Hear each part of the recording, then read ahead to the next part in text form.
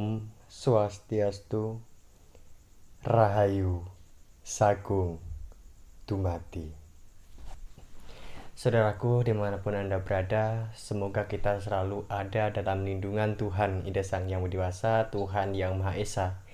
Khususnya di masa pandemi ini, semoga kita selalu ada dalam lindungan dari Tuhan Ida Sang Yang Widiwasa, sehingga apa yang terjadi sekarang ini tidak menimpa diri kita, tidak menimpa keluarga kita, tidak menimparkan kita dan saudara-saudara kita.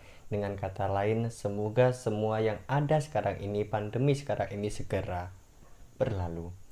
Baik, di kesempatan kali ini saya ingin berbagi sebuah cerita, yang cerita ini mungkin dapat menjadi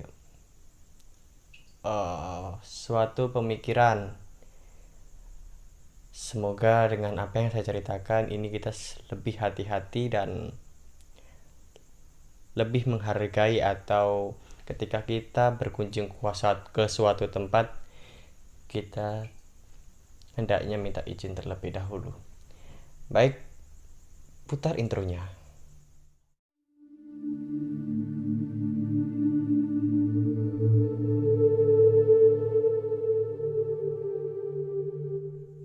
Baik saudaraku, sebenarnya cerita ini sudah terjadi beberapa bulan yang lalu, tepatnya itu pada tahun 2020, itu kalau nggak salah itu bulan 10 atau bulan 11, entah, saya juga lupa bulannya. Cerita ini saya alami bersama rekan-rekan saya. Suatu kegiatan saya lakukan bersama rekan-rekan saya dalam membuat sebuah film pendek untuk mengikuti sebuah lomba, dan akhirnya kalah. Baik teman-teman, saudaraku, cerita ini terjadi di Banyuwangi. Saya tidak menyebutkan tempatnya, tapi yang jelas tempat ini adalah sebuah pantai yang di tempat yang dimana di pantai itu ada sebuah pura. Ketika itu kami melakukan sebuah kegiatan syuting film itu dari jam 9 sampai jam, kalau tidak salah itu setengah 4 sore. Dalam film itu, dalam pembuatannya itu, kami juga sudah minta izin kepada yang menjaga pura itu secara skala, dan tentunya juga minta izin kepada yang menjaga pura itu secara niskala. Pembuatan film itu berjalan lancar, tidak ada kendala apapun. Nah, selesai pembuatan film itu, kami pun pulang ke rumah masing-masing, guna untuk besok paginya ini kami akan melakukan sebuah pengeditan video. Awalnya tidak terjadi apapun, tapi setelah jam 9 malam, bahwa saudaraku ketahui di tempat saya, di dusun saya atau di desa saya, kalau sudah malam sekitar jam 8 ke atas, jam 9 itu udah suasana sepi, tidak ada orang yang beraktivitas seperti layaknya di kota-kota gitu. Karena semua sudah mengunci pintunya, menutup pintunya, ada yang tidur dan ada yang masih menonton TV.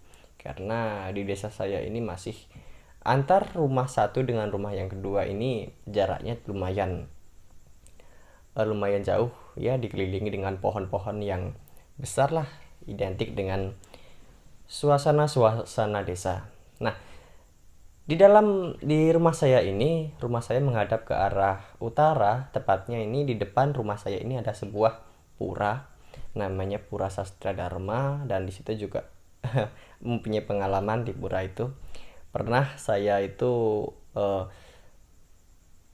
kalau orang Bali itu biasanya mekemit ya, kalau orang Jawa melean, begadang, bisa bilang seperti itu. Di pura itu saya mekemit selama 7 hari 7 malam, dan ada satu yang saya dapatkan, nanti saya ceritakan di suatu saat mungkin ya setengah. Baik, lanjut pada ceritanya. Jam 9 malam itu suasana sepi, tetapi aneh sekali, tidak seperti malam-malam yang lain, bahwa memang sepi, cuman ada suasana, ada hawanya ini, kalau orang Jawa itu nyebutnya anyep. anyep itu gimana ya, nggak enak hawanya itu. Nggak dikatakan nggak dingin ya nggak dingin, dikatakan nggak panas juga nggak panas, nggak enak banget suasananya. Anginnya itu seolah-olah diam, tidak ada angin yang menerpa pohon, itu nggak ada, intinya sepi, sunyi, dan nggak enak. Dan tiba-tiba pada waktu itu ada yang datang. Saya merasakan sendiri sebuah aura energi yang datang dari arah selatan, tepat dengan posisi ketika kami mengambil video di pura tersebut. Yang datang ini bukanlah 1 atau 2 orang, tetapi banyak. Dan itu saya alami sampai saya tertidur. Jadi posisinya ketika saya mau tidur, di rumah saya ini dikelilingi oleh banyak orang.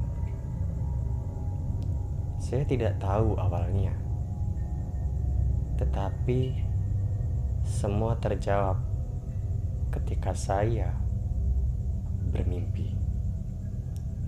Di malam yang sunyi itu,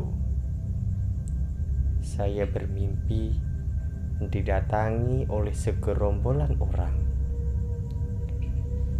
sekitar umur 40 sampai 50 tahunan.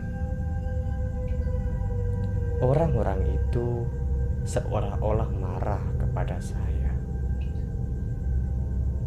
Dan orang-orang itu lalu memukuli saya. Ada 1 orang yang memukul kepala saya di bagian belakang dengan menggunakan batu, sehingga di mimpi itu kepala saya berdarah. Dalam mimpi itu saya tidak bisa apa-apa. Saya tergeletak lemas dengan posisi tergelungkup. Nah, ketika saya mimpi itu, hal yang saya rasakan di dunia nyata, badan saya seperti ketindihan.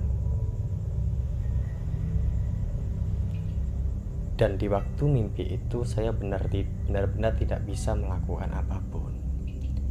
Yang hanya ada di pikiran saya hanyalah mati, mati, mati. Tetapi tidak lama kemudian ada beberapa orang yang datang menolong saya dengan baju khasnya dari perguruan atau organisasi pencak silat Persaudaraan Setia Hati Ternate. Orang-orang ini saya kenal. Yang orang-orang berpakaian Esa ini saya kenal, cuma saya lupa ketemu di mana. Dan tidak hanya 1, banyak sekali mereka menolong saya. Ada yang membantu untuk mengalahkan orang-orang yang memukuli saya, hingga ada orang juga, saudara saya, yang menyembuhkan luka di kepala saya. Alhasil saya pun sembuh. Dan pada waktu jam 2 dini hari saya terbangun. Di situ keringat bercucuran. Dan saya lalu minum, lalu tidur lagi. Dan di dalam tidur itu saya mimpi lagi. Di dalam mimpi inilah sambungan dari mimpi sebelumnya, bahwa ada seorang wanita cantik sekali berpakaian hijau.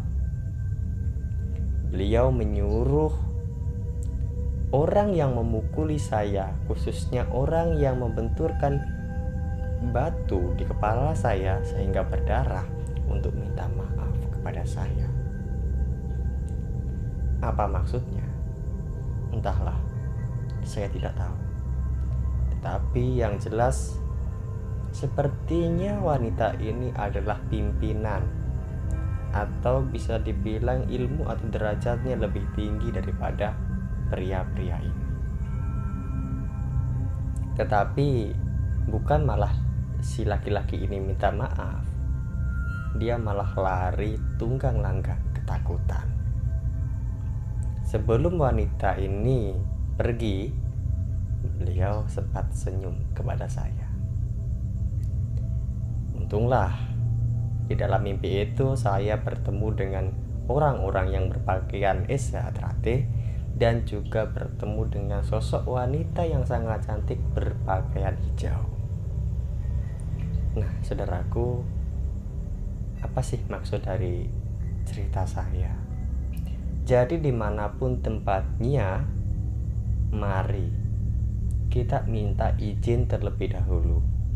Tujuan minta izin ini bukan berarti semua masalah yang sara skala atau niskala, khususnya kalau kita minta izin kepada makhluk-makhluk niskala, semua akan beres. Tidak, belum tentu. Karena banyak sekali sosok-sosok yang ada di suatu tempat dan itu jahil. Kalau kita minta izin khususnya kepada yang bahurkso atau betara-betara yang melinggih di situ, khususnya bisa dibilang pemimpinnya, kita akan dibantu astungkara.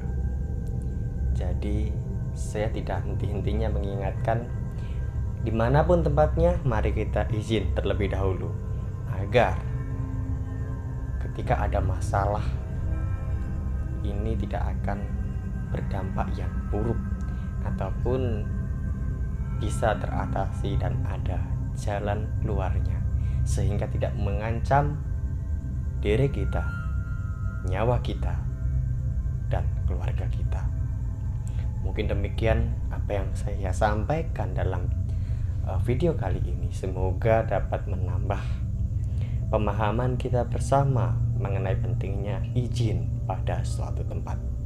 Akhir kata dari saya, Hayu, Hayu, Jaya, Jaya, Wijaya, Rahayu, Mulyaning Jagat. Om Santi, Santi, Santi Om. Bye.